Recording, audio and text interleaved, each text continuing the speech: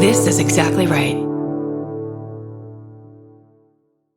When a charming neurosurgeon rode into Frontier Town selling a persona of confidence and care, patients trusted him. He wore cowboy boots in the operating room and became sought after by patients. He promised to heal them. Instead, he left a trail of broken bodies. This is a story of greed, betrayal, and a fight for justice. Listen to Dr. Death, the Cowboy, wherever you get your podcasts, or binge the entire series right now, only with Audible. Goodbye. Capture your favorite summer feeling with Pandora Jewelry. Discover a collection inspired by the sunshine, freedom, and moments that make the season unforgettable. From sun-kissed metals to personalized pieces ready to be engraved with your summer mantra. Each design moves with you from beach days to golden nights and every memory in between. Shop Pandora Jewelry's new summer collection in-store or online at pandora.net and let your summer unfold. Goodbye. Summer is for adventures, road trips, and adding a whole lot of miles to your car. That's why it's worth stopping at Valvoline Instant Oil Change first. Their trained techs help you get road trip ready with an oil change and an 18-point maintenance check included with every oil change, checking your tire pressure, wipers, lights, and more. Valvoline Instant Oil Change techs complete over 270 hours of training, so your car's in capable hands. Best part? You can stay in your car and you're in and out in about 15 minutes. Valvoline Instant Oil Change. Change wisely. Goodbye.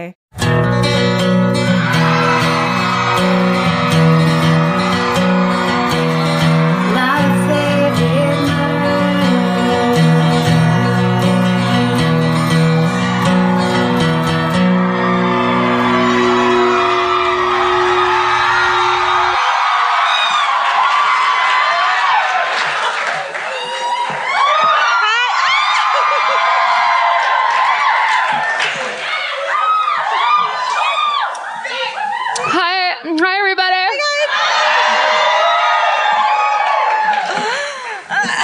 guys. This is our conference about global warming.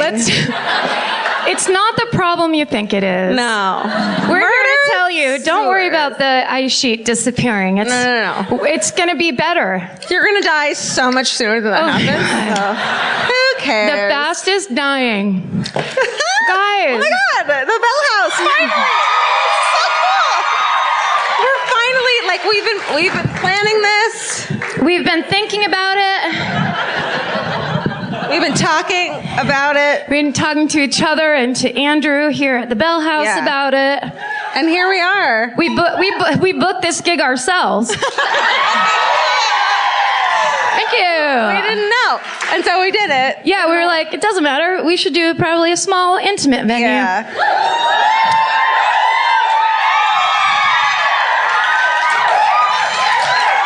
We're really excited about this. We have a guest, a murderino story-er. Yeah, that's right. And we might have a surprise guest later, but we don't know. What? No, it's not a surprise. Get ready for the huge surprise later. Tom Cruise is a surprise. Oh my God. Tom Cruise loves killing. You know he does. Yeah, for sure. I bet if Tom Cruise was a murderer, he would just bite people to death. Aww. You know he's got some fucking titanium teeth like hidden in there. I think next time we should ask for like wireless Janet Jackson mics so we can just really roam the stage as like we this? Clearly want, do some Black Cat before we actually sit down. Can I get some murder in my mind? Anything?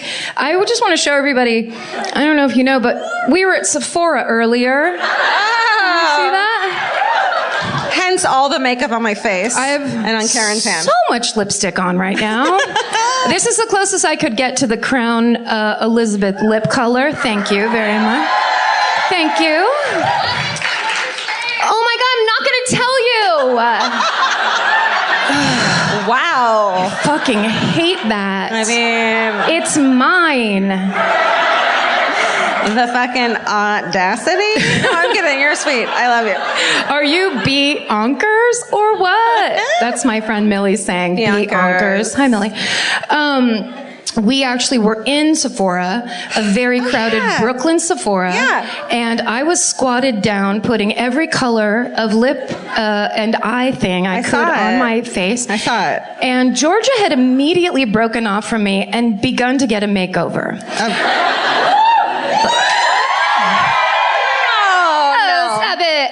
I at one point I crossed an aisle and there was just a woman doing this and Georgia's just standing there getting her face brushed. I actually kind of hated it because I was like, what color matches me? And I want you to hand it to me. I don't want you to use your fucking brushes that you've done every fucking person in the world for the past fucking 24 hours. And like, maybe put some alcohol on it. And I'm like, I just was like, I'm breaking out. Yeah. As we speak. You pulled it off well. I thought you were really enjoying yourself. I just didn't want to hurt her feelings, but I wanted to be like, don't fucking touch me with that brush. Well, yeah, at Sephora, there's gonna be a germ issue for sure. But also, you know what I don't like is like they ask if they can help you, and I do want a very specific kind of help. Yeah. But I don't want. They always try to get you to let them do your face. It's like, no, I just want to know the exact number of the taupe lip line. That's what I'm talking about. I wanted that too. She was like, well, first take your makeup off and then come over here. And I was no! Fuck. Get out of here. I know. I was like, just fucking put it on top, dude. Like, that's what I'm going to do. Anyways. So you broke off to have that happen to you. I was off by myself squatting. Like a fucking weirdo. And then I hear, you know, like when you're in a public place, I don't know if you're like me, in a public place, if I hear someone go like, blah, blah, blah, blah, I never think it's to me. And she turned and gave me she did one of these of like, don't fucking, you know, like she didn't know I was talking about her. No, I don't like shouting. And the girl goes, oh, she just gave us a dirty look. The girl who had been like, I'm a huge fan of your podcast. And I was like, fuck you. I'm looking at eyeshadow right now. But I just thought it was a teen shouting in a public place. And I wanted to show them that that's not allowed. And instead it was a girl who worked at Sephora. Even better, a girl who worked at Sephora who liked our podcast. And like, how do you know who we are in person? Because of our lip colors. She knows our shit. It's correct. It was super fun after I stopped being super bitchy to her. I was just at dinner down the street, and these two sweet girls at a table, like they weren't even obnoxious. They were like, "Hey, we're gonna go see your show in a minute." And I was like, "Thank you." And Was that you? Great. Now they're fucking obnoxious. Everyone's here. Everyone's watching. It's because I sugared them up because I bought them fucking chocolate cake. Ooh, and nice. the waitress was like, "What the fuck is wrong with you?" I was like, "Send them some cake." And she was like, "Do you know them?" That's so Hollywood of you. Big timing it. I'll send you cake. I can afford $8 cake. Yeah. Don't Eat know. it. Eat that cake. Eat the fucking cake. Eat the cake. Eat That's not a mic, that's a beer. Eat her cake. Eat the cake she sends to you. Guys, anyhow, we gotta go. Live show corner. Oh, Karen. It's fine. It's fine. You have a lifesaver. I have this is just a mint in case I get worried later on. It's weird. Gotta have that shit with you.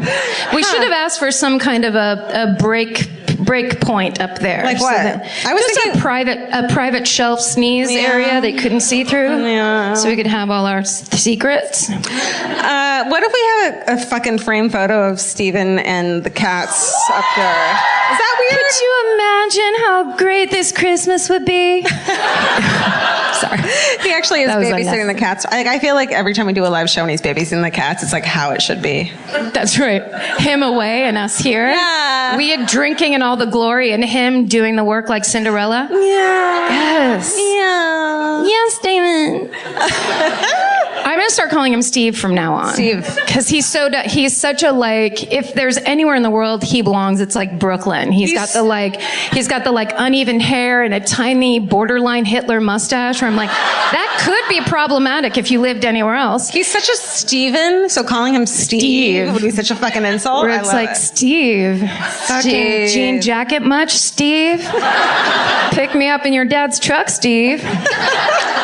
Oh, an angel. Oh, anyway. Any It started snowing in New York. Thanks, you guys. I had better hair earlier, but then the snow came. I have really cute coats that don't do anything. Georgia, when I met Georgia today, This is the first time we met. We met, and we really get along. I met her on the street corner, and she is wearing the thinnest. I think it's a coat that Jane Fonda wore in Clute. Like it's just a very thin body shaping. wearing a taupe-colored It's coat. like, where in the world is Carmen Sandiego coat? Right? Yes, However, but with a smaller lapel. Yeah. And I was like, are you dying in that coat? What are you doing? No. She doesn't give a fuck, you guys. No, I do give a fuck. I just act like I don't. Oh. That's the secret to not giving a fuck. Oh, okay. Do you just feel it deep down inside? Yeah. What if we were already getting the light? End it now. You guys fucking cut. You guys end on a high note. That's kind of low. Bye. We just kind of updated you on our day. Yeah, bye. And then we're going to leave. I went to a bar on Friday night called the Vince. Where's Vince? What's it called? He's not even fucking Oh my God, he here. left your own show. My fucking You husband? have to get divorced. That's a bar. What? Madeira's. Thank you. I don't know. Thank That you. is not her husband. So I was at this bar. I think it was like in like Cobble Hill, and it was like a kind of a divey bar called Madeira's, and like we ended up sitting like talking to locals, which is like only a thing you do in Brooklyn. It was like the coolest people, and like the fucking old timer like alcoholic dude who's so cool was into fucking serial killers, and then this like couple comes in, and you could tell that they've been there a lot, but they're like cool and young, and he was a fucking criminal defense attorney. What? Like, this cute little baby with like dimples, and his fucking girlfriend who was like so cute, like this cute little hipster, was a fucking she was a forensic what is auditor? A what? A forensic auditor. She audits shit, and then she's she like does taxes for dead people? What?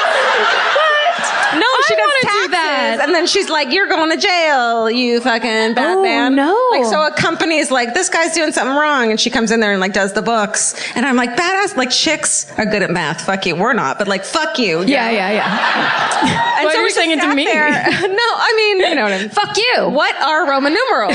I don't know. No one knows. So we just like, it was just like the best, and they were so cool. What is forensic about auditing, though? Well, forensic just means it's law. So it's when like, I know. I wanted there to be like a bone in a file or something. I was like, what? Is this part of a spine? 1 heart plus 1 lung and 6 stab wounds equals 8 things. You're going to jail, motherfucker. No, it's just like, I mean, I felt bad for her. She just has to sit in a room and you know, like with her like calculator. That seems fun. Don't feel bad for her. No.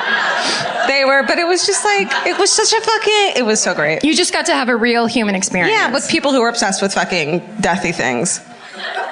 God bless. I know. I mean, that's us, right, everybody? And you. We have murders here. And then we have a third person to present a murder, so Yeah. we should bring her out now. Let's bring her out. She is our very good friend. You may have seen her on Girl Code. You may have seen her stand up all over the nation. You may have already pre-ordered her book. Oh, that's right. Called Wedalicious, an unfiltered guide to being a bride. I've done that. Have you guys been a bride? It's fucking terrifying and awful. What? I was just thinking about when I was, and I failed miserably Terrible soon and after. awful. Yeah. Hey, you guys. Why is that sad? Here's Jamie Lee. Jamie Lee, everybody.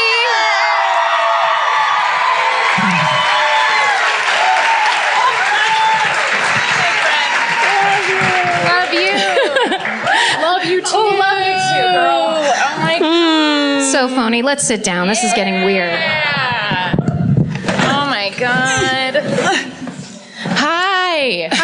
Am I not supposed to be in the middle? Is this should our is guests be in aggressive, this microphone. Okay. I'm going to angle that on down. How do we? It's a little bit in our faces. Let me go ahead and. Okay. I Anyways. just bopped mine and it didn't move because that's not how mics work. Does this feel kind of like we're at South by Southwest? On a panel. Giving a panel about how CDs don't exist anymore? Guys, I brought you a gift. What? Yeah. Stop it. This is for both of you. What is it? You'll see. It's a kitten. What is a kitten? That's actually not far off. So because Elvis, as he can't travel, he's at home because cats don't travel well. I like it. I got you an Elvis understudy to bring with you on the road. Let's see it. It's Patsy, the dead podcast cat. alpaca. Isn't she fluffy? Isn't Patsy. You know The why? podcast Do you know on why that. she's named Patsy? No, why? Because Patsy. Patsy, Jean-Benet Ramsey? Fuck yeah, or Mom Benet Ramsey. Jean-Benet So you pack her with you, and she'll bring you lots of luck, and also get fur all over your We'll clothes. alpaca her in our suitcases. Yeah. Over we go. Oh my God. Sorry. I just Look like at to, her fur. It's just like dashing in the lights. It's like the snow outside. Dashing through the snow. I'd just like to tell a quick anecdote about when, so Jamie Lee and I sometimes take our dogs to the same dog park in Los Angeles, and we ran into each other there, and she was asking me about this date, and this was a couple months ago. Yes. And said, because she was going to be in New York at the same time, and she was like, when is it? Because I don't want to go to that show. And I go, why don't you be the guest? And she goes, oh my God, like that. I wish I could explain, sorry, that was really hard, but I wish I could explain her fucking One Direction reaction when I asked her to be the guest. It was the sweetest thing of all time. But then you I am texted so me excited to be and you here. were like, hey, is it cool if Jamie's the guest? I know. 'Cause I already told her she's the guest. And I was like, of course. No. You were like, hey, how about Jamie Lee is the guest? And I'm like, yes. And I'm like, good, because I already told her. Yeah, I already asked. Yeah, it was, thank fucking God. What if I was like, no? And here you are. This, right? I don't know. I think super high. Oh, this feels good. Super high and tilted down like Radiohead. Should we? Let's get underneath it. That's very Tom York of you, Karma Karen. police. Yes. Threaten. God, I don't know how we, and what do we even? Everyone listen. Oh, yeah, I like it up there. We're like Everyone the wrecking listening crew. at home is like, what is happening right now? Listeners gonna at play home, bass. you're missing nothing. There's a lot of mic work going on. Yeah. So who goes first in the situation? Let's make the guest go first. No, not fucking me. You go Yes. first. I don't know what I'm doing. go first. Really? Come on. I told you they're so nice. Like, right? Are you?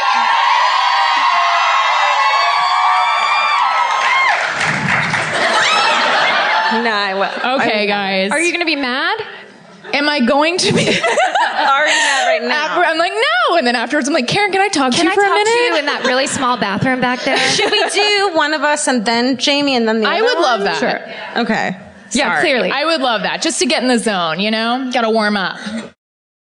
Capture your favorite summer feeling with Pandora Jewelry. Discover a collection inspired by the sunshine, freedom, and unforgettable moments that make the season so special. Whether you're planning a weekend getaway, gathering with friends, or simply soaking up every sunny day, Pandora Jewelry offers meaningful pieces designed to celebrate your unique story. From sun-kissed metals that catch the light beautifully to personalized pieces ready to be engraved with your summer mantra, every detail is crafted to help you express yourself with confidence and style. Explore charms, bracelets, rings, necklaces, and more, thoughtfully designed to complement every adventure and occasion. Each design moves with you, from beach days and road trips to rooftop dinners, golden nights, and every memory in between. Layer your favorite looks, mark life's meaningful moments, and create lasting reminders of a season you'll never want to forget. Find the pieces that reflect who you are and where this summer takes you. Shop Pandora Jewelry's new summer collection in-store or online at pandora.net and let your summer unfold. Goodbye. This podcast is brought to you by Squarespace. Every successful small business starts with someone saying, I wonder if people would actually buy this. Squarespace gives you everything you need to find out. From consultations to events and experiences, you can showcase your skills with a customizable website designed to attract clients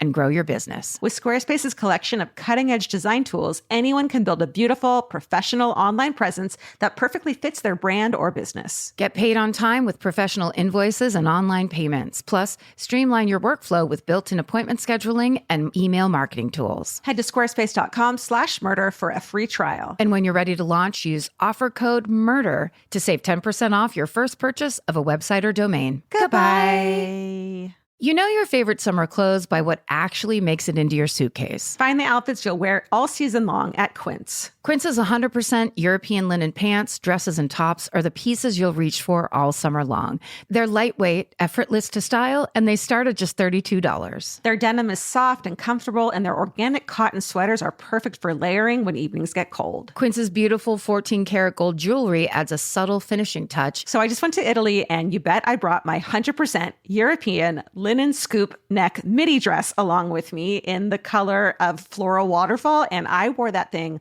all over Italy. It was like the perfect day to night. It just looked so pretty, and I felt like I looked sophisticated while still being comfortable. Make your summer wardrobe feel easier. Head to quince.com/MFM for free shipping and 365-day returns. Go to QUINCE.com/MFM for free shipping and 365-day returns. Quince.com/MFM. Goodbye. Did you just rock, paper, scissors? I don't know who goes first. Do you want? Are you fucking super? I'll go first. No. I was just trying to think of who went first last time. Does anyone know who went first? I was like, thank you. My God. Oh, okay. Guys, Can we get the notes? Last week's notes, please. who's the secretary of this club? Could you read the minutes back, please? Because That's what I meant. you're not is. paying attention. This is something that we could have figured out while we were at Sephora. Why would we do that? No. Any other time that No. we've been here for the past 20 How charming was that, though? When we just like, didn't know, because like we don't even think about it. The torso killer. Anyone? Move the alpaca. I don't give a fuck what you can see. Shut your mouth. Really? Do you not know how to be in public? You don't get to talk. No talking.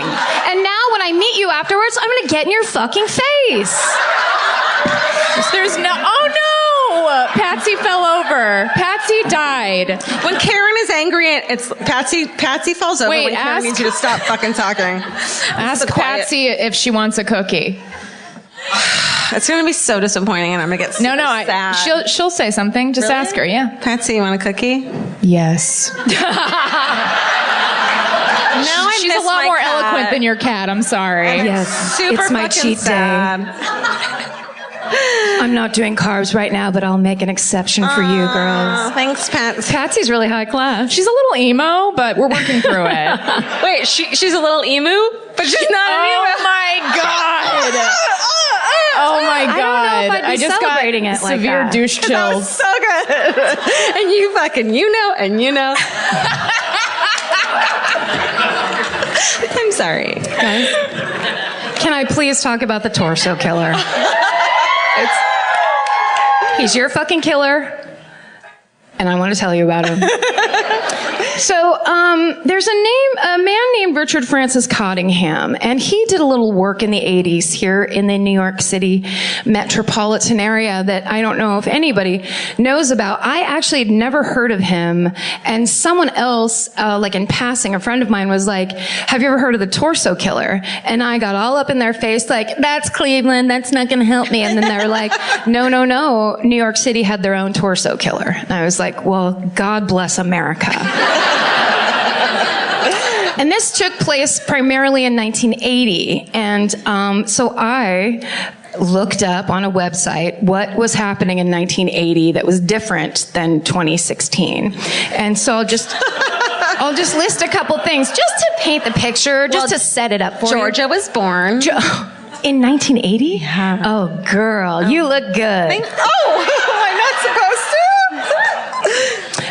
Thank you. That was a straight compliment. Oh, thank you. Let's Karen see. is using Patsy as a music stand. I mean, Patsy was used for years and years by John Ram. Oh, yes. Shit, girl. I don't know. That's right. I don't know. Anything can happen at the Bell House. Oh, could you imagine if John Ramsey walked on stage? Right? That's our surprise guest is fucking John Ramsey. God. John Ramsey's here to tell his side of the story. Fucking flip the table. Fuck, dude. The torso killer. Fuck. Go. In 1980, in New York, but also everywhere else, did you know there was no answering machines? Like they had invented them, and corporate corporations would use them and like rich people had them, but they weren't actually mass marketed until 1984. Aww. Isn't that precious? It's so cute. So if you wanted to call somebody and they weren't home, the phone would just ring and ring and ring. All right. Also, there were payphones everywhere, and they weren't as dirty as they are now. Here in New York, this subway was insanely scary. Oh yeah. They used tokens, and everybody had a knife. I believe Studio 54 was peaking. It was about to close, but it was like peaking just to the point where it was like all the people who still thought cocaine was good for you were having a great time. And then like New Year's Eve, and it was like January 1st, 81, and they were just like, everybody's gonna die. Yeah. You could smoke anywhere. You could smoke inside of an operating room. It was the best. There were a shit ton of mimes. Oh no. All right, we're good. That mime was just so pissed off that he fucking... That mime threw down his drink and fucking stormed out. But silently, he didn't yell. He was just like, drink. How dare you talk about the quantity of mimes? Now there's just me. And of course, there was graffiti everywhere, and there was litter everywhere, and also there was a ton of murder. Just a shit ton. Yes, congratulations. So there was a man named Richard Francis Cottingham, and he was 31 years old at this time. He was a computer operator and a valued employee of the Blue Cross Blue Shield in New York. It's not a plug. We're getting paid a shit ton of money by Blue Cross. To not talk about that. Blue Shield. He was married with 3 children, and he also raped, sodomized, killed, and mutilated 6 sex workers in New York and New Jersey. Congratulations. What a fun guy. Yeah. Yeah. That was great storytelling. Just a sassy good time. So I read this article by a guy named Peter Vronsky, and it seemed like he was a writer, but when he tells it, I mean, like, it's a great article, so obviously he's a talented writer, but he was talking about, at the time, he used to run film from Montreal, get it developed in New York City, and then take it back. And you can't just like they don't ever ship like movie film like that. You have to have a guy do it so that nothing happens to the film. So he would come down with the film, and he would get a stipend to get a hotel room for the night and then go back. But of course, he was like a young punk, so he didn't want to spend his money on a hotel room. So he would save the money and like eat. He would go to art openings and eat cheese and drink wine, and then get a hotel room in a really, really seedy hotel. And so this one time he did it, the film took longer than they expected. So he ended up getting kind of stuck in Hell's Kitchen. And it was... Back then? No. Yeah, right? No thanks. It was a hotel on 10th Avenue and in Hell's Kitchen, and he was standing at the elevator one day, and it was taking forever, and he was getting kind of irritated. When it finally opened, there was just like this super bland guy who came out of the elevator holding a bag, and the What? Why then? Because something's going to happen. Oh, right, okay. I can tell something's going to happen. Got it. He comes out of the elevator, and his bag touches Peter Vronsky on the leg. But then the guy moves on. He said he looked a little bit sweaty, like he'd just been doing something. Other than that, he was kind of vague, and then he left. So Peter Vronsky goes up to the floor where his hotel room is going to be to check out just how horrible his stay is going to be, because he knows it's going to be bad. And when he gets up there are little pieces of like burned material in the air, and he can smell smoke. It smells like someone burnt hair or something. So, right? Yeah. So, as he's walking down the hallway to get to his room, he now starts to see smoke in the hallway, and the smell is starting to get really bad, and he starts to realize it's the smell of death. This is not just a normal fire. There's a dead body somewhere. Oh. And then, right then, the fire alarms go off, and What happened? I just looked at I just Jamie. feel like I just got chills. I'm just very invested. Keep going. He goes back downstairs, and a room was on fire. And when the firemen went in, they found 2 bodies, one on each of the single beds. And when one of the firemen picked the body up and pulled it out into the hallway, Don't do that. to do CPR on it, no head, no hand. What did you think was gonna happen? Oh my god. Oh my god. Ew. Oh no. We Wait, are sorry. Did you victims say no advocates. head, no hands? Is that what you said? Yes, no Okay. head, no hand. No fucking dental records, no fucking fingerprints. That's right. Ooh. So he, a couple years later, when Richard Cottingham gets caught and his picture is on the news, Peter Vronsky sees his picture and goes, "That's the guy that passed me when he came out of the elevator." And the bag? with the bag with heads in it. And hands. Anyway, Merry Christmas. God. Was it a nice bag? Was it to me? Was it? What's the large brown bag? What's the large brown bag thing? From Bloomingdale's. Bloomingdale's. Oh yeah. Big brown bag. Big brown bag. So Was it the sports sack? Was it Goodwill? guys, I'm about to talk about the dead body. Please go. Okay, sorry. Those missing parts were never found. But their clothes, there was 2 sex workers whose clothes were found neatly folded and put into the bathtub along with their fancy boots. Weird. And there was very little blood on the beds. So they don't, and there was very little blood in the room. So they don't understand the method at that point of what happened, where it happened, because it didn't seem possible that he could have gotten all of that taken care of in the room. Also, how did he kill one person and then the other person doesn't make enough noise that somebody knows what's going on? Again, they're in Hell's Kitchen.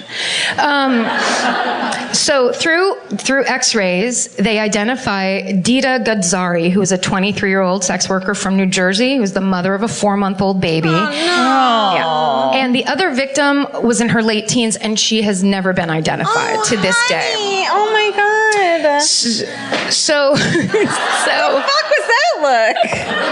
so 6 months later, at the Seville Hotel on 29th Street near Madison, he kills a 25-year-old named Jean Rayner. And it was the same exact thing where they go in, they find the dead body, and this time, it's going to be bad. He cut off her breasts and put them on the headboard before he lit the room on fire. Now, I want to know, how bad is this hotel if it has a headboard? It can't be. It's got a not boob good. board. It must be. Sorry. Oh, Sorry, not sorry. whatever. I'm not going to say.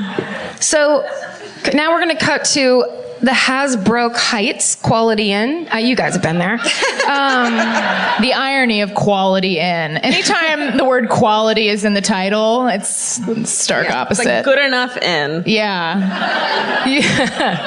It's called Bed Bugs. Yeah. So the maid is vacuuming, as they are wont to do, and when she goes to vacuum under the bed, it hits something. And when she lifts up the mattress, it is the disfigured corpse of 19-year-old Valerie Street, who was also a sex worker. Yeah. So essentially, our boy Richard Coddington, what he would do is pick up sex workers, and he would give them a date rape drug, and they would wake up in the hotel with the tape on their mouth, and handcuffed with their hands behind their back, and then basically he would torture them for hours at a time. And they were at these horrible hotels where people would be screaming and no one was doing anything. That's the craziest thing. That is. Well, I mean, until he put the tape over their mouths, but he must have, like, the planning of it must have been that they drugged them long enough and then covered it. But you mind your business in those fucking hotels, right? That's exactly right. You don't want to point fingers when the three are pointing back at you. Do you remember the movie Big, when Tom Hanks becomes big and he goes and stays in the hotel for the first time, and it's like this, and he gets like super scared and sad? It was like Times Square. Always think it's totally Times Square. You're 12 and crying. And you're 12. But you're also a man. But you're a man boy. Okay. So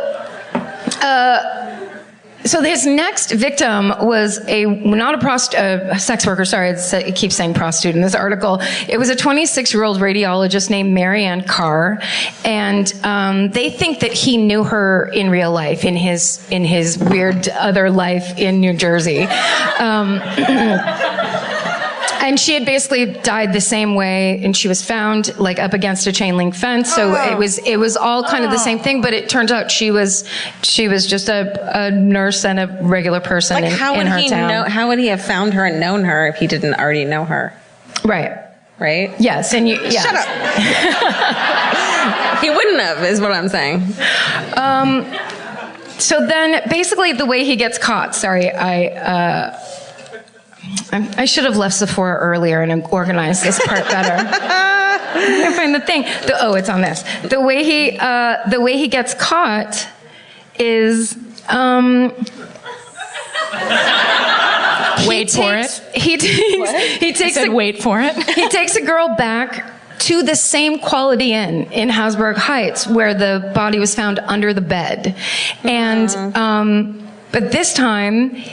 There were reports of a woman screaming. Finally, someone was paying attention. Get it together. And when the cops come in, there's a man trying to calmly walk out as if he doesn't. Yeah, look, I'm just here at the Quality Inn, chilling.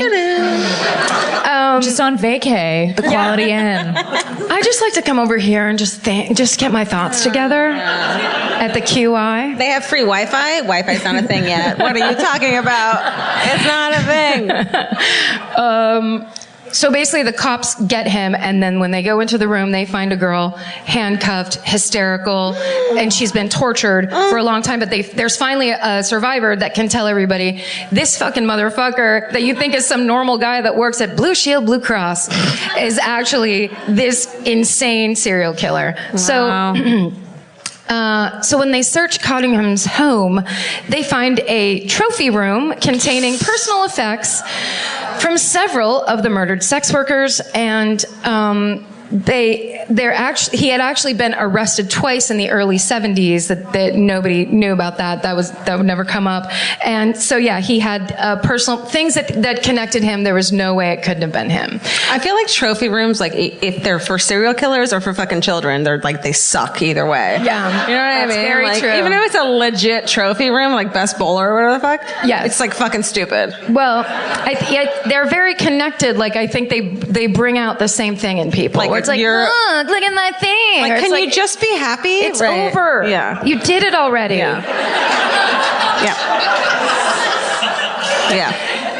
We'll cut to the chase. In May of 1981, he was convicted on 15 felony counts related to the murder of Valerie Street.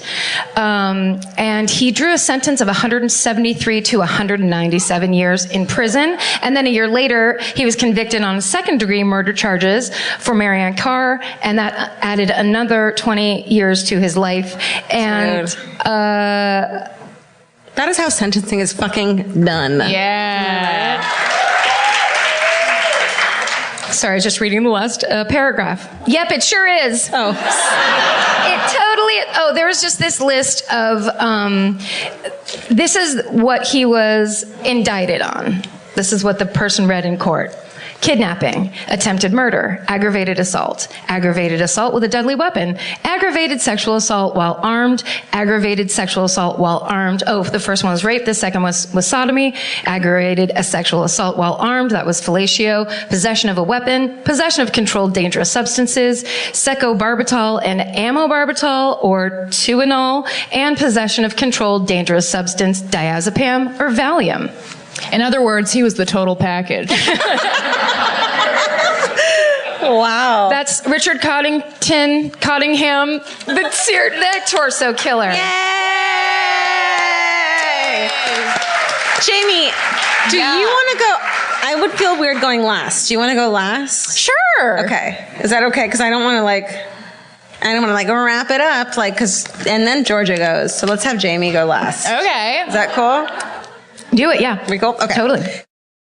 Capture your favorite summer feeling with Pandora Jewelry. Discover a collection inspired by the sunshine, freedom, and unforgettable moments that make the season so special. Whether you're planning a weekend getaway, gathering with friends, or simply soaking up every sunny day, Pandora Jewelry offers meaningful pieces designed to celebrate your unique story. From sun-kissed metals that catch the light beautifully to personalized pieces ready to be engraved with your summer mantra, every detail is crafted to help you express yourself with confidence and style. Explore charms, bracelets, rings, necklaces, and more, thoughtfully designed to complement every adventure and occasion. Each design moves with you, from beach days and road trips to rooftop dinners, golden nights, and every memory in between. Layer your favorite looks, mark life's meaningful moments, and create lasting reminders of a season you'll never want to forget. Find the pieces that reflect who you are and where this summer takes you. Shop Pandora Jewelry's new summer collection in-store or online at pandora.net and let your summer unfold. Goodbye. Every piece of furniture you own has a story. Sometimes it's an heirloom, and sometimes it came with the house because it was too heavy to move. If you're ready to start a new chapter with your home decor, there's Article. Article makes it effortless to create a stylish, long-lasting home at an unbeatable price. They take great care in curating their collection, focusing on pieces that stand the test of time. We've talked about Article for a long time.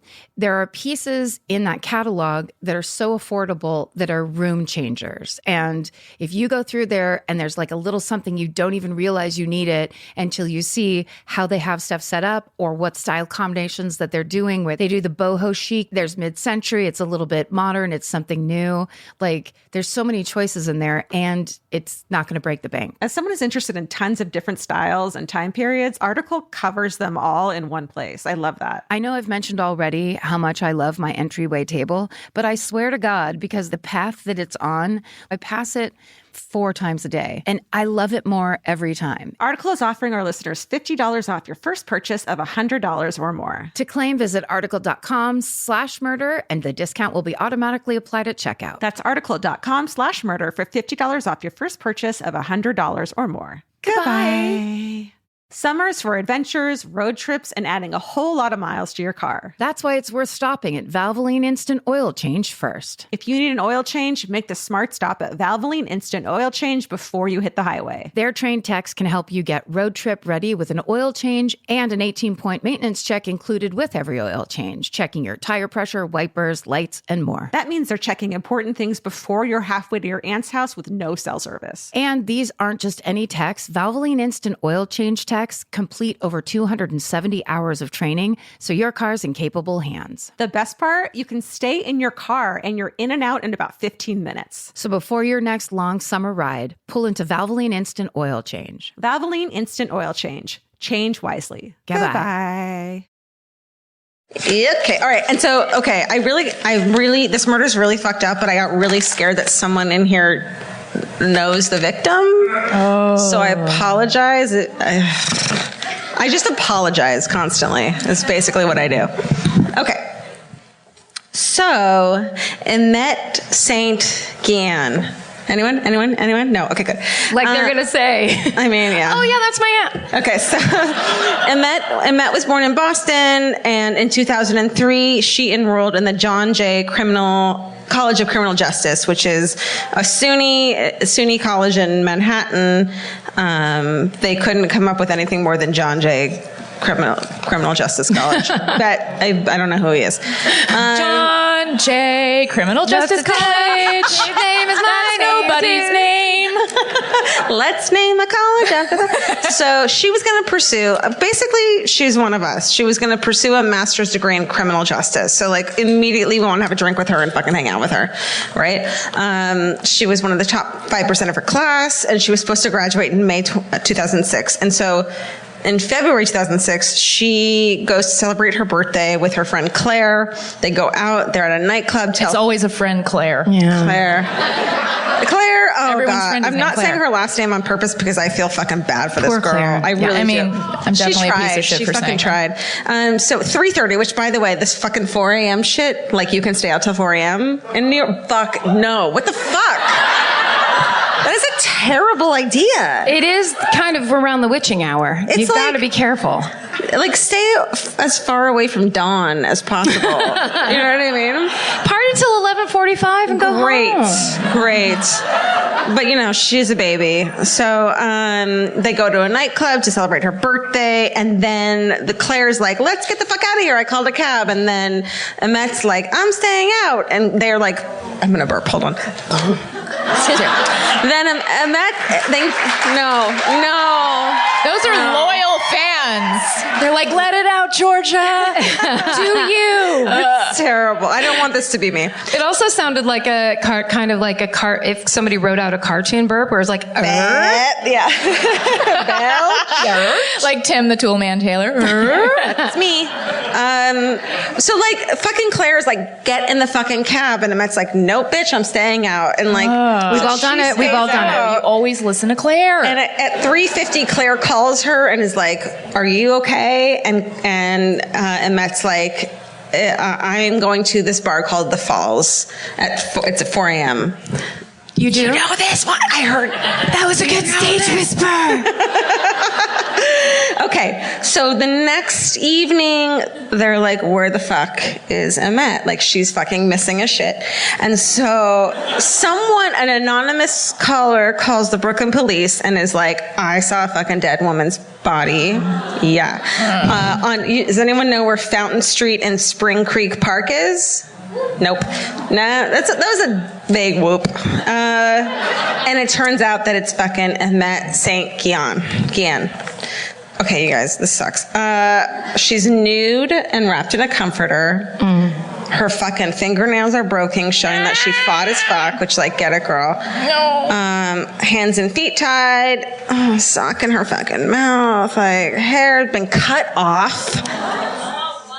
Yeah.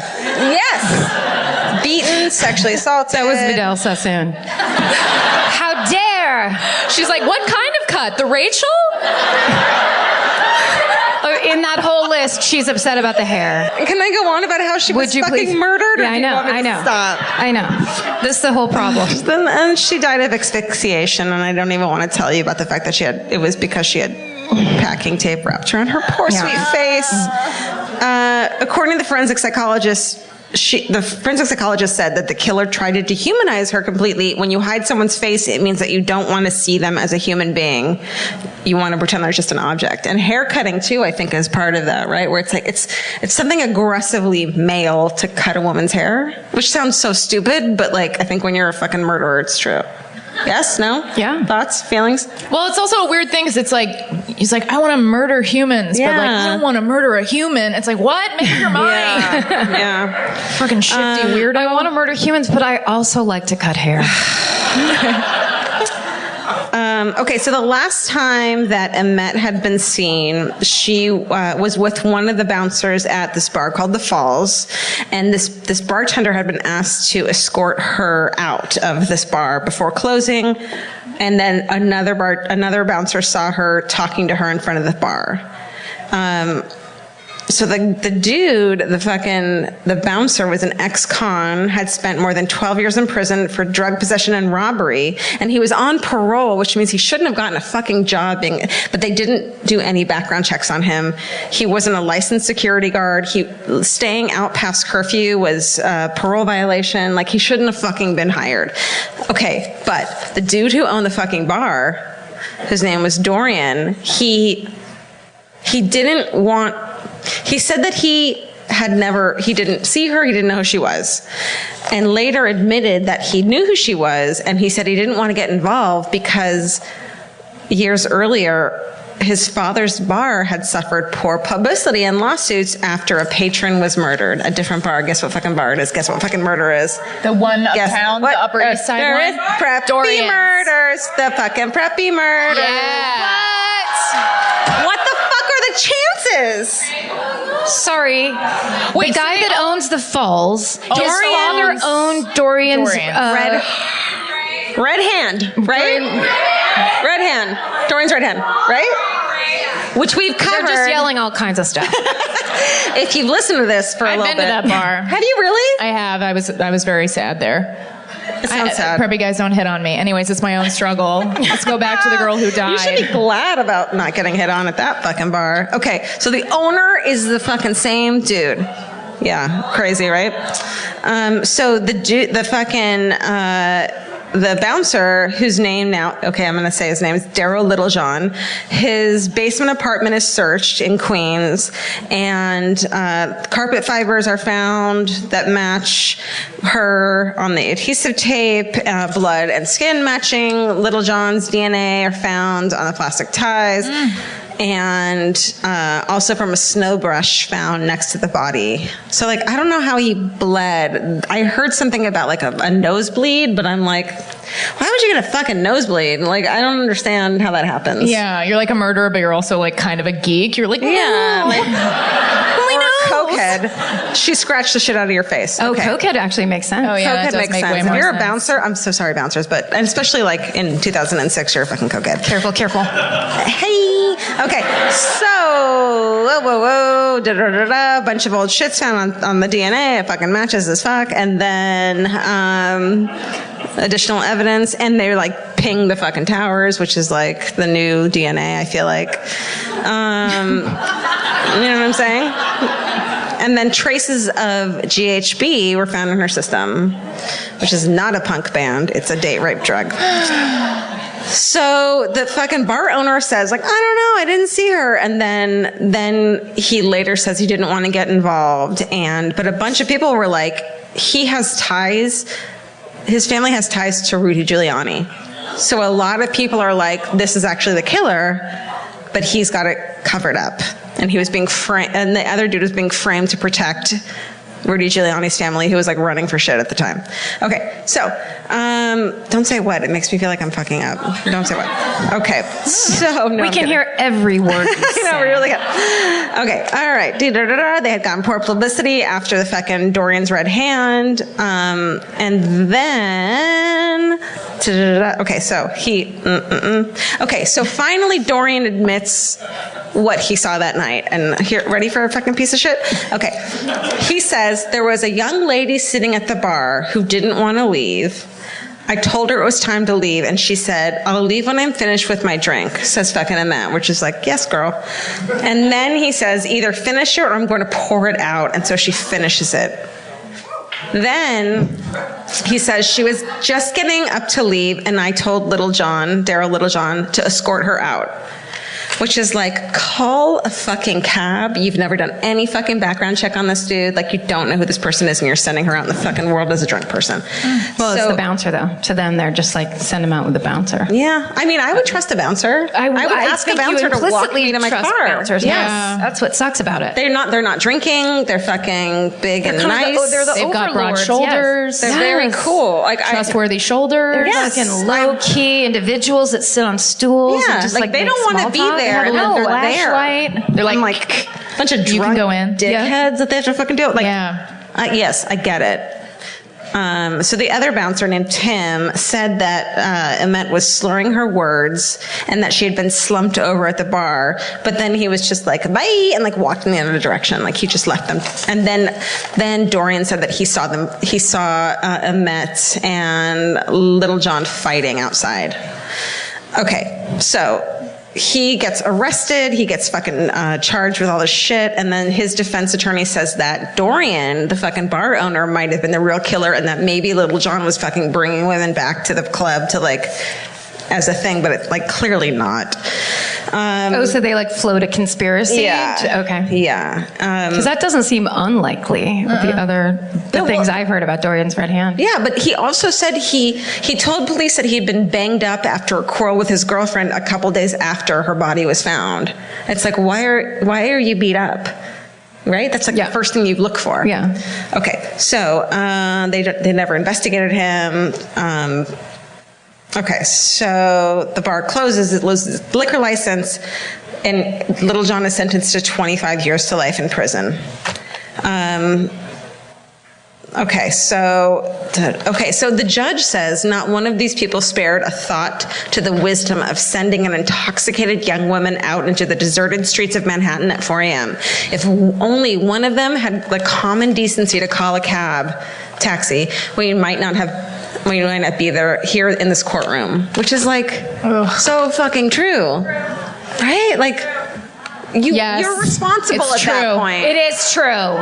It's super true. It's very, very true. True. If you're going to own a bar and not take responsibility for a lone woman slumped at a bar and just send her out. Well, and the other thing is that it's that thing of like being overserved or did you drink too much? Right. Like if you go to a bar, you have to be careful. And I think, it's just that thing of like, you can't just trust the bouncer. You can't just trust that other people will take care of you. It'd be nice, but it might not happen. And whether or not the bouncer just walks her out and lets her leave, like he might not be a murderer, but he also, the bar owner, the bartender should be aware of that she's being at least somewhat taken care of. And she could be fucking drugged, and we don't know that. Like it's so easy these days. Watch your drinks, you guys. Also the funny thing is like, and these days then you're super drunk and they watch you get into an Uber, which is a car that a stranger is driving. Yeah. Like who knows who that fucking guy is? It's just organized hitchhiking.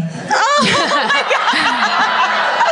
Oh, that was great. It's true. Where is this female-only Uber we've been promised? I keep hearing about it, and I fucking want it. Did you make that up? No, it's a thing.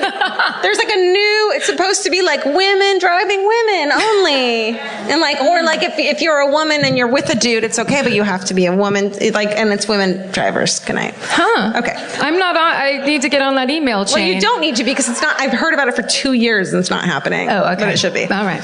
So let that dream go. Let it go. Okay. Let it go. We're gonna get, okay. So then while he's being fucking arrested and tried, another woman comes forward because she sees his fucking face on TV and is like, that's the dude who fucking dressed like a police officer, handcuffed me, and fucking sexually assaulted me. They linked the DNA. It was him. He was a fucking repeat sex assault. A serial rapist? Yep, there you go. Thank you. Yes. And then It's like Joe Pesci in Home Alone, but like so much worse. Yeah, like not charming. Sorry, I just watched that movie. It's very Less fresh on my charming. brain. I'm just trying to tie it back to Christmas. You know what I mean? It's a holiday classic. Oh. So Sorry, it's very serious. Is it?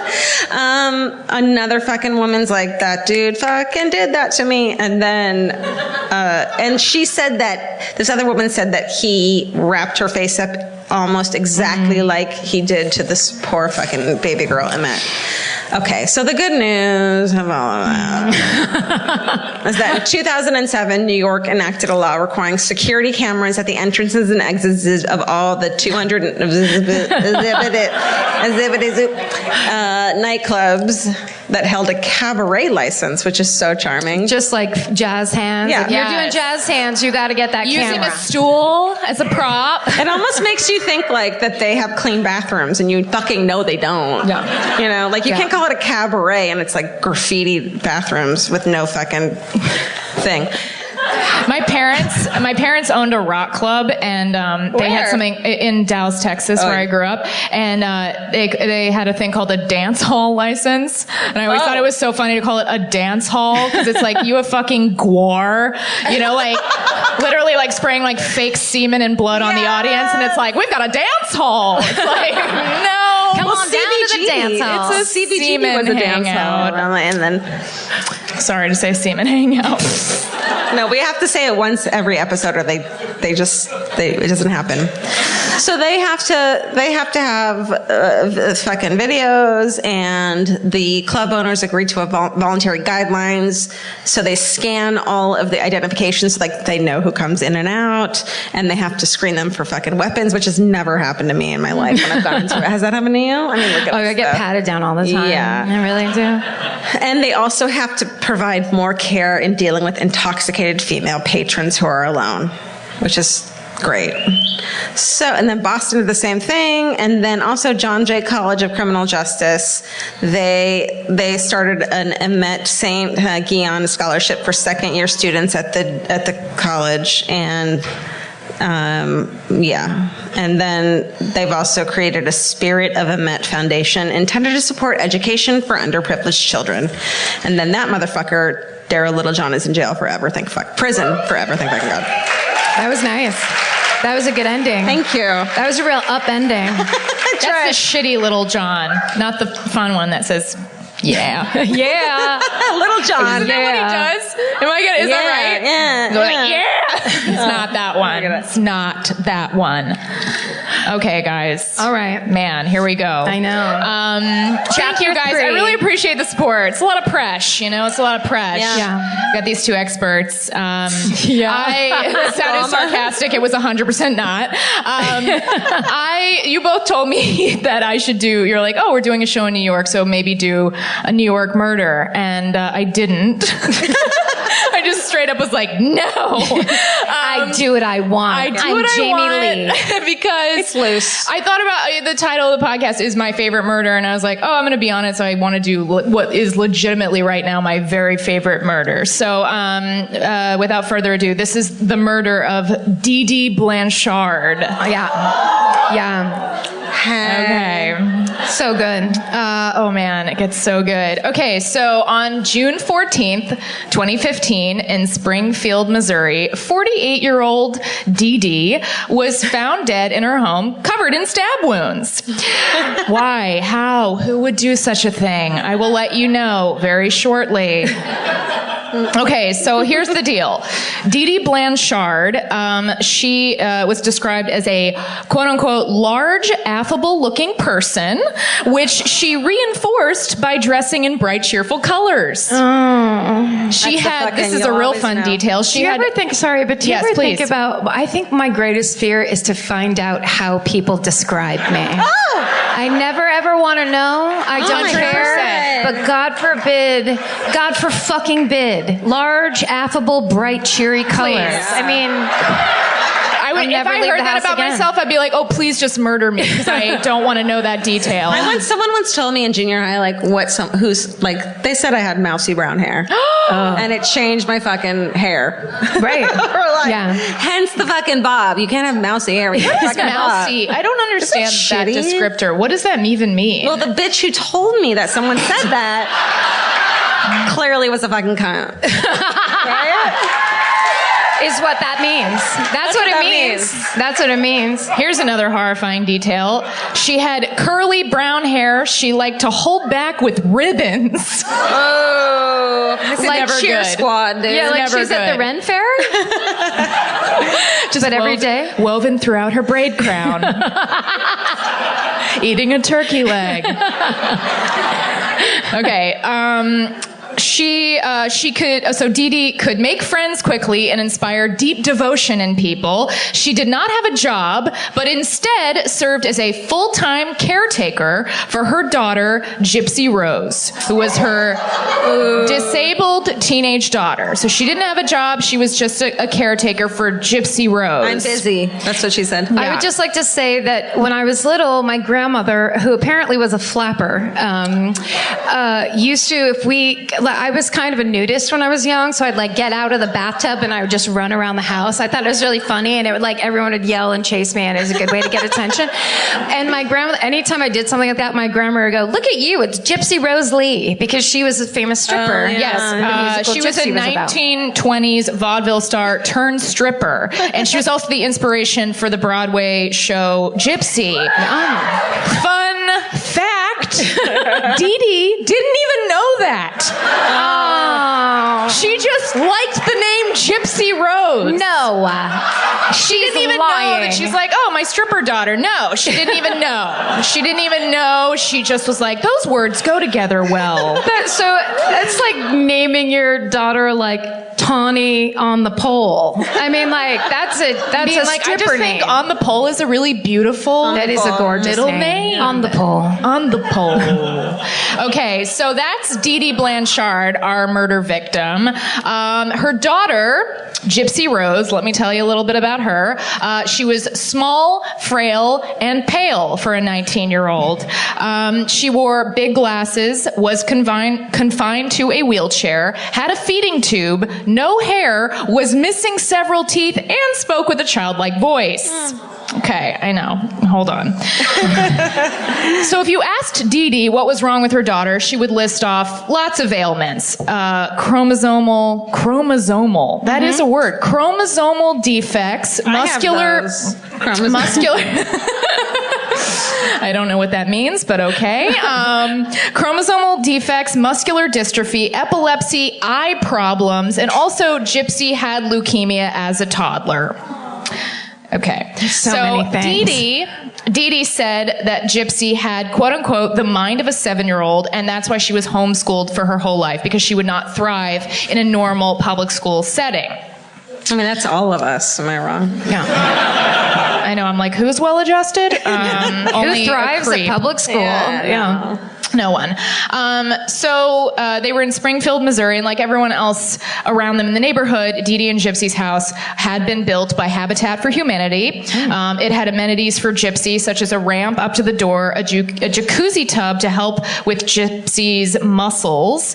And this is a weird detail. Since Gypsy was too sick to ever go out, Dee Dee would project movies on the side of the house for other people in the neighborhood to come and see, and then she would charge a small fee because she was like, it's cheaper than a multiplex, and then the proceeds would go to Gypsy's treatments. She charged a small fee for the movie, but the popcorn was still $14. She's like, it's still $5 Dasani. I hope that's okay. It's very worth it. It's very delicious water. Can I pay for that jacuzzi? Because that sounds fucking nice. I know. So Dee Dee had told one of the neighbors, a woman named Amy, I'm sorry guys, I'm like, can't speak. Okay.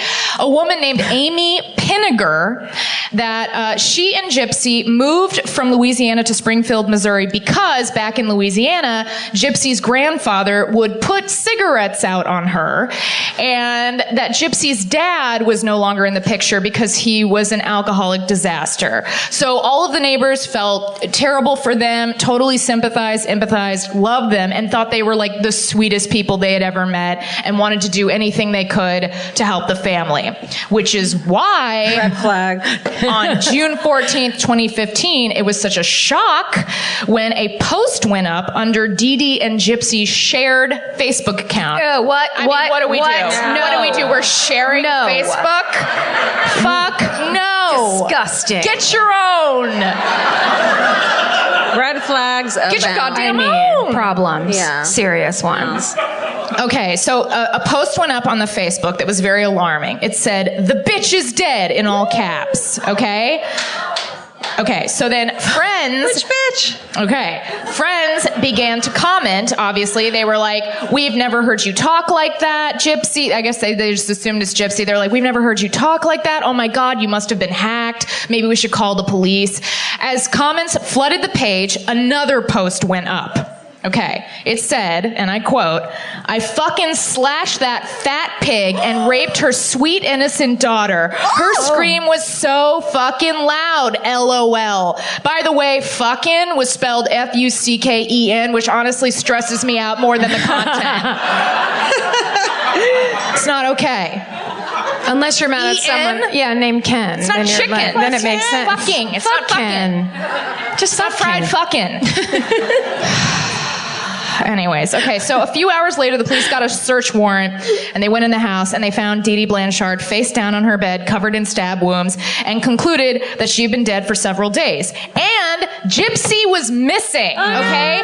And all of the neighbors thought Gypsy was likely dead, too, because without the care of her mother, how could she even function? Like, she's so dependent on her mother's care, there's no way that she could survive on her own.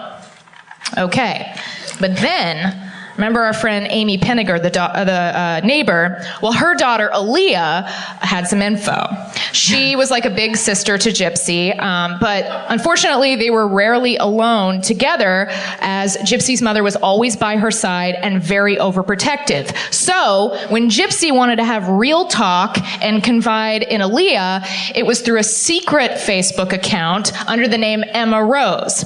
And Aaliyah told the cops that Gypsy had met a guy named Nicholas Godejohn on a Christian singles site.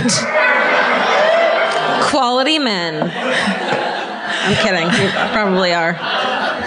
There's so many things I want to talk about. I know. This case is so loaded. This is insanely problematic episode. Yeah. Just Yes. every direction Yes. it's problematic. Okay, so she met Nicholas Godejohn on a crystal. I'm sorry, guys. On a crystal meth Christian. site. I had like half a Red Bull vodka, and I'm like, woo! Okay, That's all I've had, on too. a Christian single site, she'd been communicating with him for 2 years and was totally in love with him. Okay, but here's the thing. Let's hear it. But I'm just saying, and maybe this is sour grapes, but it's like, so she's bald, doesn't have teeth, and lives with her mother and shares her mother's Facebook account, but she can get a boyfriend. Yeah. I'm just saying. No, please. I thought the same thing, and I'm so glad you said it. I'm sorry. Sour But grapes. I'm also like, But if she's 2 years, like, do you fucking, I like, know. 2 weeks, dude? I know. Like, let's fucking meet up. All right, go ahead. Sorry. No, I had an even worse thought, which I'm going to say. Do it. Which is she's missing teeth, which is probably great for blowjobs. Anyway! Oh my God! JamieLee@gmail.com. Go ahead and type it. I don't know if that's true. So smooth. I can't stop. Okay, let's keep going. Okay, so the police put a trace on those Facebook posts, and the IP address linked to Nicholas Godejohn's house in Wisconsin. The police went there, and it was a quick surrender. Nicholas came out of the house, and Gypsy walked out after him. Not wheeled out, but walked out. It's a miracle. What the so many fucks? Christmas miracle. It's a Christian dating site miracle. It's plenty of fish. Is that a But thing? those fish don't have feet because evolution ain't real. Not real. Okay. All right. So it turned out, guys, that in fact Gypsy hadn't used a wheelchair from the moment she left her house a few days earlier. She didn't need a fucking wheelchair. She could walk just fine. There was nothing wrong with her muscles, and she had no medication or oxygen tank. She's fine. Her head had simply been shaved all of her life to make her appear ill. It was all a fraud, she told the police. All of it. Every last bit. Her mother had made her do it. Dee Dee Blanchard had Munchausen by proxy. Oh, yeah. Everyone's favorite thing. A classic disease. Just how Munchausen. I wrote here, the best. I wrote here, Munchausen by proxy is the cheaper clothing line by designer Proxy. Proxy is at Barney's. Munchausen is at Kohl's. Jamie's cracking up at her own hilarious joke. Wait. Dude, this is why she was like, can we have Jamie Lee on? I was like, fuck yeah, we can have Jamie Lee as a guest. Do you put on the shirt and you're like, I don't know, I feel kind of sick. And the shirt is poisoning you I slowly. feel like I want to hurt my baby when I don't know, wear this. shirt is making me feel crazy. Does everyone know what Munchausen by proxy is? Oh. Okay. For anyone who is listening, just a quick sentence. MBP is a mental health problem in which a caregiver makes up or causes illness in a person under his or her care. And it is a form of child abuse or elder abuse. Okay. So the couple posted to Facebook because Gypsy felt guilty and she wanted the police to find her mother's body sooner. Gypsy was in the closet while Nicholas was stabbing her, and Gypsy also reportedly tried to clean up some of the blood with baby wipes after the killing. So The cleanupping of the blood is what I was going to say. Yes. It's such a weird, like, you're going to kill someone. Why would you, like, cleaning it up is such a personal thing, right? Yeah. Like, that means you're caretaking. Yes, and also with baby wipes. That's just dumb. oh yeah, so inefficient. And also, it's stupid. I mean, it's just stupid. It's stupid. Stupid idiot. I mean, come on, we all know Brawny is the quicker picker. That was a Jamie plug. Lee, she'll be at the Stress Factory in October. makes me laugh. Okay. Right. So sentencing. Nick Godejohn is still awaiting a trial, but Gypsy pled guilty to second-degree murder as Nick is the one who did the stabbing. Did he admit to that? Do we know if he's he did. No, he did. He admitted to it, yeah. And she is eligible for parole in 7 years. And here she rolls out, then stands up. Oh my God! My favorite Munchausen. Oh my God. Oh my God. She's like Gene Wilder and Willy Wonka. Yes. She just like does a flip. She's like, just fucking with ya. Zing! I have a chocolate fountain. So just to clue you guys in, Gypsy had been texting with Nicholas for years. They had been communicating through this like secret account. And the crazy thing is Nick had no history of violence. The only thing he did have on his record was he was caught masturbating in McDonald's in 2013. We all do. It's no big deal. I get it. Those fries make me horny too. That's never been caught. That's the only difference. Oh, sorry. You know what? Wait, when the McRib comes back. Oh, wait, go ahead. It's a reason to celebrate the McRib. I just want to say, I don't know if he was masturbating, but he was definitely watching porn in McDonald's. Sorry, what's this? Very different. It's almost worse. Yeah, you're not jerking off. You're just like, this is my chosen entertainment.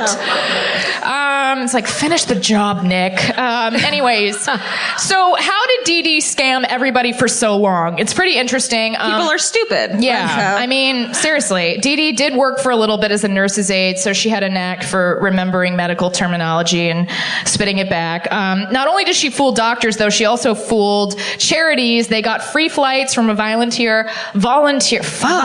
What is happening to my mouth and my brain? No, this is normal. A this is called my favorite volunteer how we do it. pilots organization. They also stayed at a lodge for cancer patients, and I don't know what that is. Ronald McDonald? I don't know. It's like a lodge. And then also got free trips to Disney World. Here's where it gets fucking real dark, guys. The abuse that Gypsy incurred over her life. Here are some of the things her mother made her do. Her mother had her salivary glands injected with Botox, then removed them because her mother complained that she drooled too much.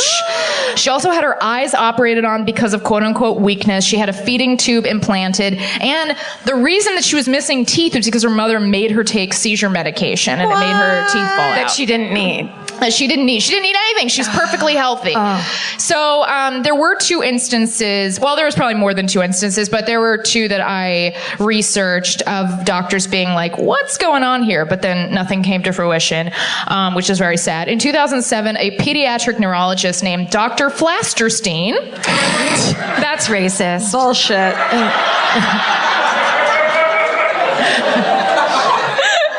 Asked Gypsy to stand up, and she did with no problem. And then he told Dee Dee, like, oh, she should be walking. But then he didn't report it as abuse. But he was suspicious, and now he's apparently, like, very mad at himself for never reporting it, because he was kind of Damn you, Flasterstein, he says every night. Yeah. He can't look himself in the He was flustered. scene.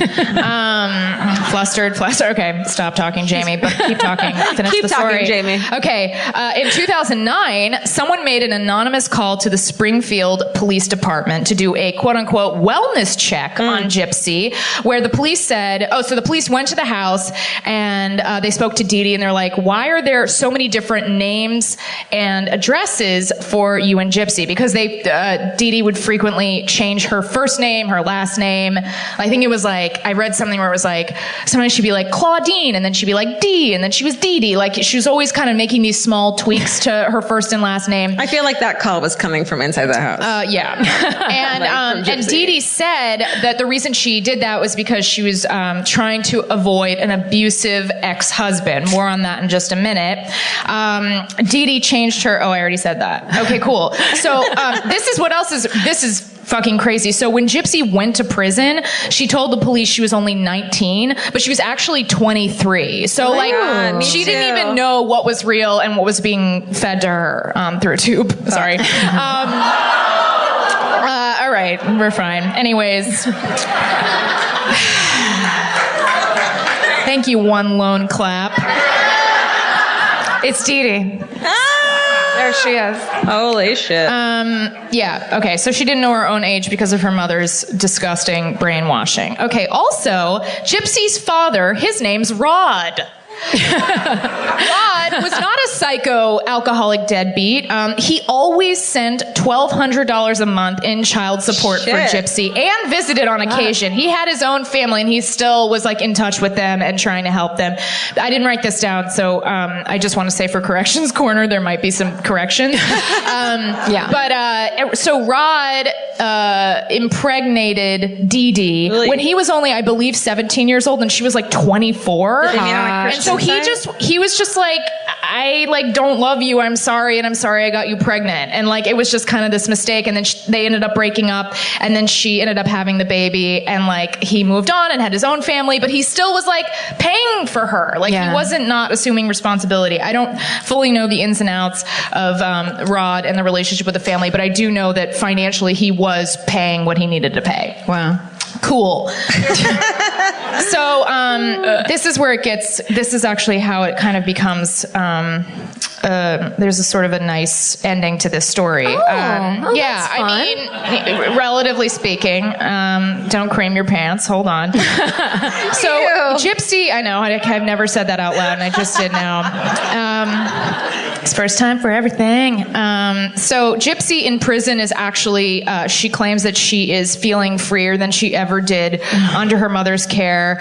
And dude, you're not fucking in a wheelchair for fake sense. Yeah, your mom's not standing behind you all the time. Yeah, right. So Michelle Dean is a journalist, and she wrote this really amazing article about this story for BuzzFeed. And she went to visit Gypsy in prison and said that she speaks beautifully. She is very eloquent. She is not, quote unquote, slow in the least.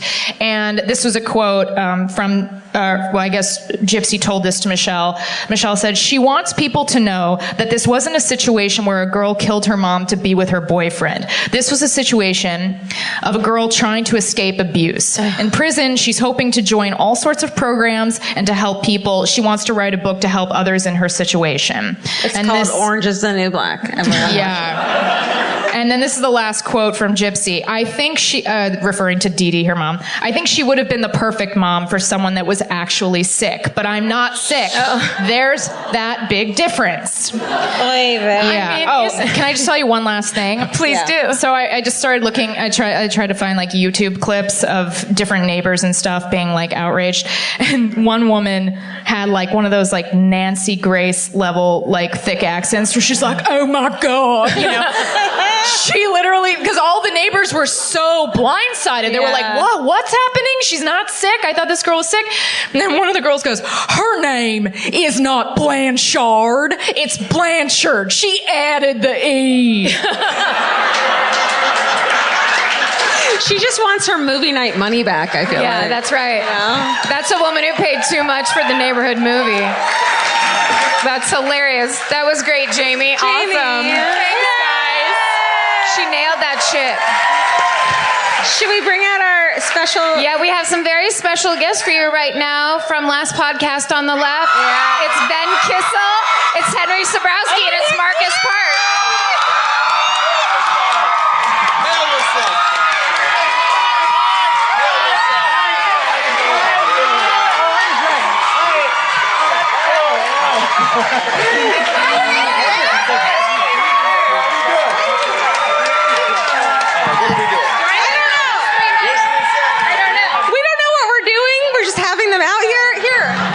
Oh, hi. Tell us your hometown murder. Hey, guys. Hey, hail Satan. It's so nice to be here. So my hometown murder, I'm from Woodhaven, Queens, New York City. And I was obsessed with the Zodiac copy killer, Eddie Seda, which was in 1990, he shot a bunch of people, then he shot a bunch of people again in 1993. And basically he personally was obsessed with the Zodiac killer. And what happened was that he was, his sister had a bit of the downs, and he got really mad because she was hanging out with a bunch of drug dealers, and he got mad. He shot her in the ass, and she lived, and this is true. And ever since then, he got mad at people that he considered to be disrespectables. That's what he called them in his head, and then he would shoot people. He wanted to shoot a person for every sign of the zodiac, and then he wrote letters to the cops, and then when he got caught, it was because he licked all the stamps on his letters. So he is currently in jail. He got caught for the same reason George Costanza's wife died. Yes. Although that was an envelope, not quite the stamp, but I think a similar image. Liquid, whatever the hell it is. Very cool. Yeah, that's a good wrap up. Yeah, he wasn't as successful as the first Zodiac killer. Absolutely not. Oh, not at all. Because success in my mind for a killer is not getting caught. Oh, the most successful killer is probably in this room. She just raised her hand. He could possibly be your grandfather.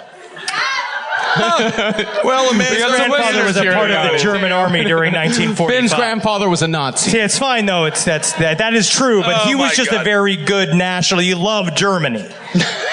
All right, a guy does what he's got to do in the early 40s. My grandmother is just the best. Peter, do you have a hometown you want to talk about? All right. Well, this is not quite my hometown. I'm from Stevens Point, Wisconsin, and certainly we have a lot of trash and murders that happen there, but nobody cares.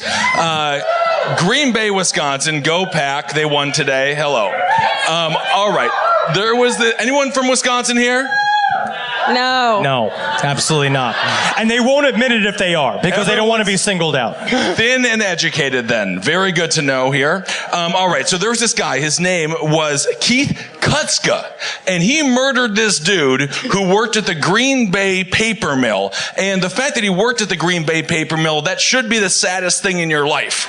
That sounds like a Hardy Boys book. The Green Bay paper mill. Oh my God, yeah, that's when you spit confetti out of your asshole in another person's face. I always love to play Green Bay Party Mill, and no one knows what's that. I'll be like, I'll show you. But of course, you have to eat the confetti, so it takes about 4 hours. Yes, in a confetti casserole. It's a long process. So this guy was murdered. His name is Tim Monfils by this guy Keith Kutzka. Okay, and the reason he was killed was because Keith had some electrical problems around his house, and he worked at the same paper mill. So he tried to steal a 10 to 15 foot. They never clarify what the footage is. It's 10 to 15. So I'm going to say it's a 12.5 foot electrical. I think that's a good estimate. That's fine. You're going to have it.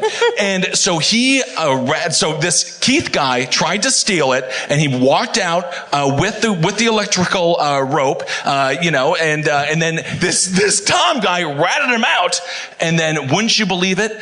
They murdered him. No way. They did. Cannot believe they that. They wrapped a 45-pound weight around his neck, which is too much for a neck to hold. That's a lot of weight for a neck. And they put him into the paper mill pulp. Okay, that's where they put him. So they put him in there. It was 5 other guys. You know what? They were fat. Was he alive when that was happening? Well, they said he died of suffocation and drowning. So yes. Yeah. But that's just how you make paper in Wisconsin. Absolutely. Well, that's kind of the funny thing, Henry. They didn't find him for 2 days. No. And that paper mill was fully functional, which means there are 2 days of paper that were just covered in Tom Monfils' blood. I could actually just see your grandfather smiling as he signs his will, thinking that it's that paper. My grandfather didn't have a will. He wasn't allowed to have documents after a certain time there. But everyone says, oh, why go to Uruguay? The weather, you fucking idiot. Because the weather is amazing. You know what? I always say this. My father is a German immigrant, and my father survived the Holocaust. It helped that he was in charge. My grandfather, but it was tough for him. And I interviewed my grandmother, and World War II was difficult on her. They lost all their money. And that must have been terrible for her. That's poor fucking people. Oh, yeah, terrible for the wives of the soldiers. That's it. But anyway, kind of a funny little thing with Tom Monfils. Everyone loved him, mostly his parents. And they said his father worked at the paper mill for 36 years. He had resigned or had retired a month before this, so he could have been there for his kid, but he got lazy, I guess. And they said Tom should have been a comedian because he was always making people laugh. And instead of a bicycle as a kid, he got a unicycle. So he deserved it. So every douchebag you see going around fucking Williamsburg on a unicycle probably killed someone. Yeah. No, that's Tom, the guy who was killed. He rode a unicycle. Marcus, do you have a fucking... I do. But I thought I do. Mine is the suitcase killer of Lubbock, Texas. Oh, yeah. Yeah. This guy's name was Rosendo Rodriguez. He murdered a prostitute one night and put her body in a suitcase. Sex worker. Sex worker. Sex murder. Yes. Yeah. What's that? Sex worker. Sex worker. Yes. Oh, is Sex worker. prostitute a bad term? It is. Yes. He murdered a sex worker one night and put her body into a suitcase, threw the suitcase in the landfill, and she was found a couple days later. The only thing he forgot to do was take the tag off of the suitcase. Very desperate. So they quickly traced the tag back to the local Walmart where he had been caught on video paying for the suitcase and a pair of rubber gloves with his debit card. Yeah. I do love the idea that he passed by a JCPenney's, passed by a Target. He's I like, know I can get a deal over at the Walmart. I I'm thought not you paying meant top prices for the suitcase. The Walmart okay? in Lubbock, Texas is the only place that is open 24 hours.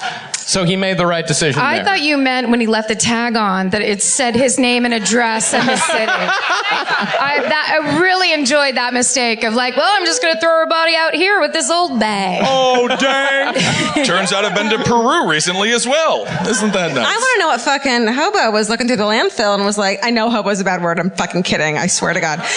Was looking through the hobo. You can't say hobo. You can't say hobo. Can't say hobo. it's How are you Who's supposed to riding the describe rails? Henry's father? Honestly, when it comes down to it, I think a homeless man would love to be called a hobo because that name's got character. Yeah, it's like a train rider. Hobo sounds like Soho. It's very chic. Yeah, yeah.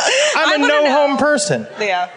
That's a Brad. good way. That's very nice. Yeah, they caught this guy and they found out that they actually solved a cold case. You'll love this. There was a 2-year-old cold case with this girl, the 17-year-old girl, Joanna Rogers, that people have been looking for forever. He actually, during his confession, he, in exchange for getting the death penalty taken off of the table, he told them that he could tell them the location of Joanna Rogers. They found her. When he went to trial, he put in a plea of not guilty. They said, fuck you, you're getting a chair, and he's sitting on death row right now. Isn't that something, right? Sometimes it works. Hell yeah. Fuck yeah, dude. All right, that's Thanks, it. you guys. Thank you. Well, thank you.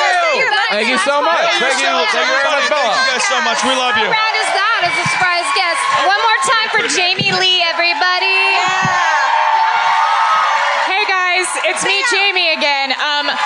As mentioned earlier, I did write a book. It's my first book, and it's called Wediculous, an unfiltered guide to bring. I think you said Wedalicious, which I love. No, I was like, should I have called it that? But it's called Wediculous. It's an unfiltered guide to being a bride, and it is available for pre-order now, and it comes out on December 27th. But if you could pre-order it and give it to all your friends who are getting engaged or are planning a wedding right now. I know you know people like that. If it's not yourself, it's someone you know. Yeah. Go get it because all the pre-order sales count towards the first week of sales, which counts towards getting on the New York Times Oh my list. God. I can't stop. Jamie Lee, everybody. I have a problem. We love you. I love you. You guys, you know what we're going to say now. Stay sexy. Don't get murdered. Thank you.